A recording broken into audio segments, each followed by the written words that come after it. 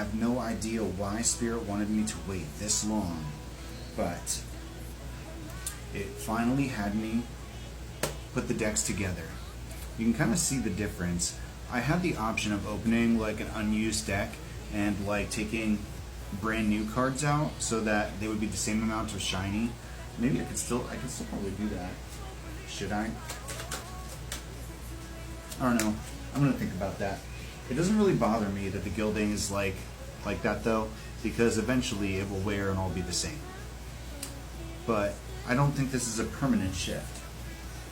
I think that Spirit wants me to use this combined for a little bit,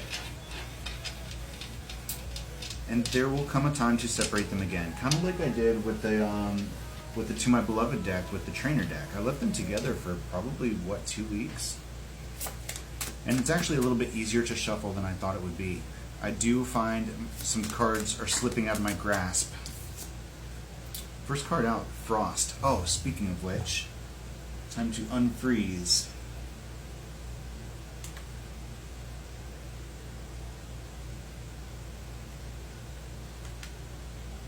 There we go. Lotuses. Lotuses in the Frost. That is a return to harmony, a thaw, changing of the seasons, shifting of the tides, that kind of energy, transition from one thing to another. We've got the Twin Holly, Soul Ties, Protection, Endurance. The lessons learned from a particular scenario, translating. It all boiled back down to unconditional love. That ended up being the point Spirit wanted to make after everything. It wasn't actually about us. It wasn't actually about him. It wasn't actually about anything else. We've got the Word and the Hanged Man. The Hanged Man with the Frost here. This pause, this bubble up, this situation was meant to lead us into a certain line of thought, of reasoning. Things coming full circle to fruition. I thought it was strange that we've got the wave and the chariot. We were experiencing such a drastic, energetic, like whoosh. But it makes sense. Blue Whale and the Traveler. This is about timeline, dimensional shifting, being guided by Spirit. Whales. This was supposed to be an orca in the original illustration, and it became a blue whale because the AI just made it a blue whale. So we wound up with an orca card that means something totally different, and the blue whale, which represents our spirit guides. Spirit has guided us to shift. Back, forth, up, down, sideways, a million different directions. But it's never a circle. It's never a downward spiral. The blue whale. Buddy. That was the original concept for this card. Space whale. But the AI didn't make it space in this card. It's so fun. Anyway, the upward spiral here. Growth, learning. Sometimes you have to slingshot. You have to go backwards to go forward. You have to revisit your old behaviors. You have to look at your reactions. You have to look at those situations. You have to grow from them. And at the end of the day, that crossroads was a learning opportunity for everybody involved. But Queen of Cups and Judgment. We remained open-hearted.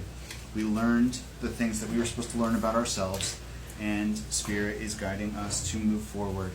And again, that doesn't mean that they weren't telling the truth. Rise above it all. The original Blue Jay. That doesn't mean that Spirit was deceiving us about the path forward there. Everything that we thought was happening since the last time the portal opened, probably like a week ago, it was about finding a piece of ourselves and integrating it, and then jumping back through. The Aurora Borealis.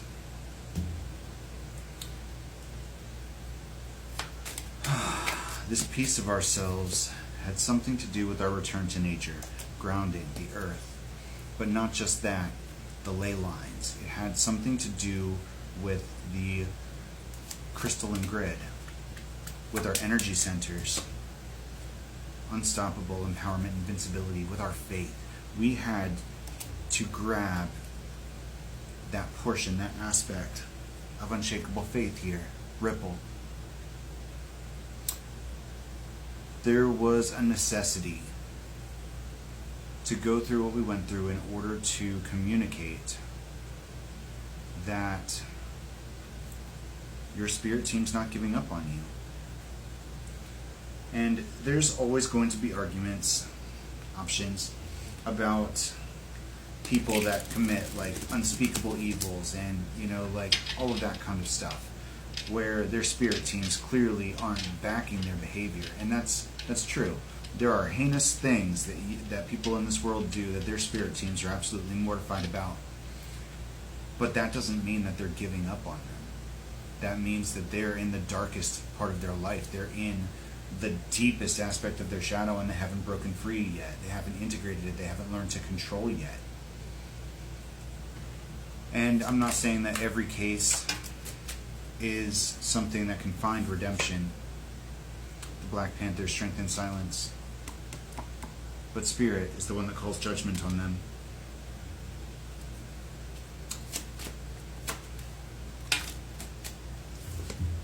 The familiar, guidance, new beginnings, trust. Trust in your spirit team. They will trust in you. And when you make the right decisions, they reward that behavior.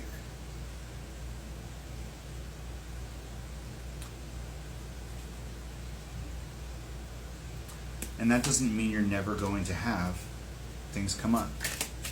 It doesn't mean you won't experience terrible things. But it does mean that you will be able to tell the difference between something that's for you and something that's not for you. If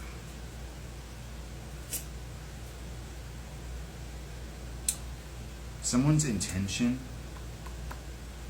is clear, you don't necessarily need to see their actions.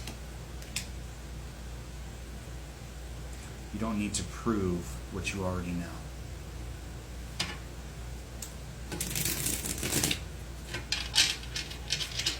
Is this the right message so far, Spirit? Divine Masculine, connecting the Frost and the Twin Hollies, that's past life connection and a pause. Divine counterparts and unconditional love.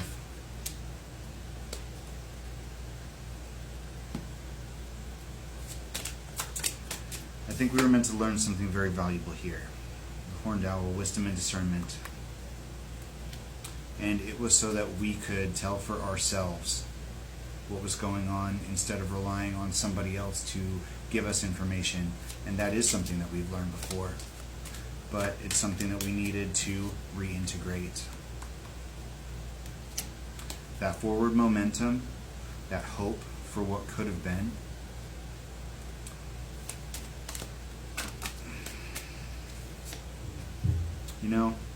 We speak our reality into existence.